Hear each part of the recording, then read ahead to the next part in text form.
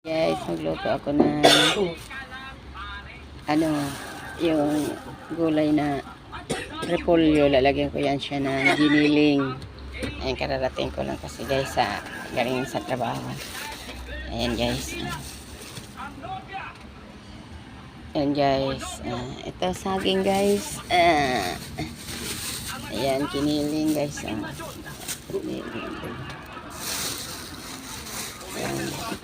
Giniling. Tapos, ganito ako sa palengke guys. Kararating ko lang.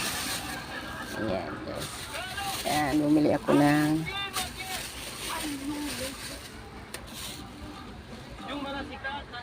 okra.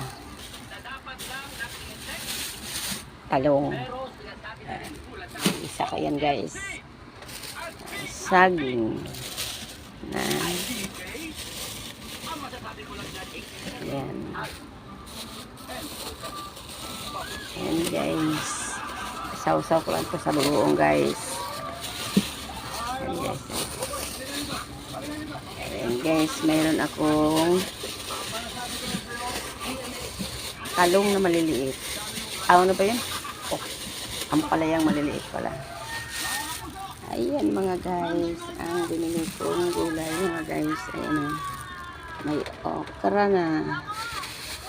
Ayan. Ayan. Galing kasi ako sa palengke guys. Ayan. Ayan. Ayan guys. Oh. Ayan. Ang ulam. Ngayong gabi. Pitsay na may giniling. Ayan. Ayan guys, magluluto na naman tayo mga guys. Ayan. Ayan guys. Saging na saba na hilaw.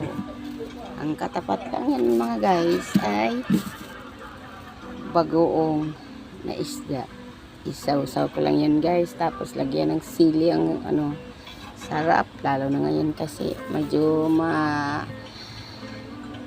lamig ang panahon. Ang sarap yan. Ayan guys. Ayan. Ayan guys. Ayan. Ayan.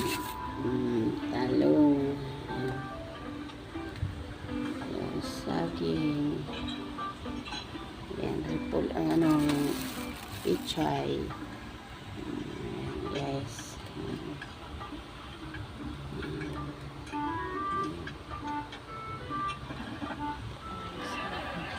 Ayan guys. Ayan. Ayan.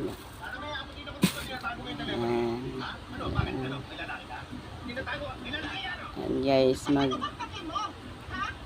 hiwa-hiwa naman ako ng mga repolyo kasi lalagyan ko siya ng giniling. Ikisa ko siya sa giniling.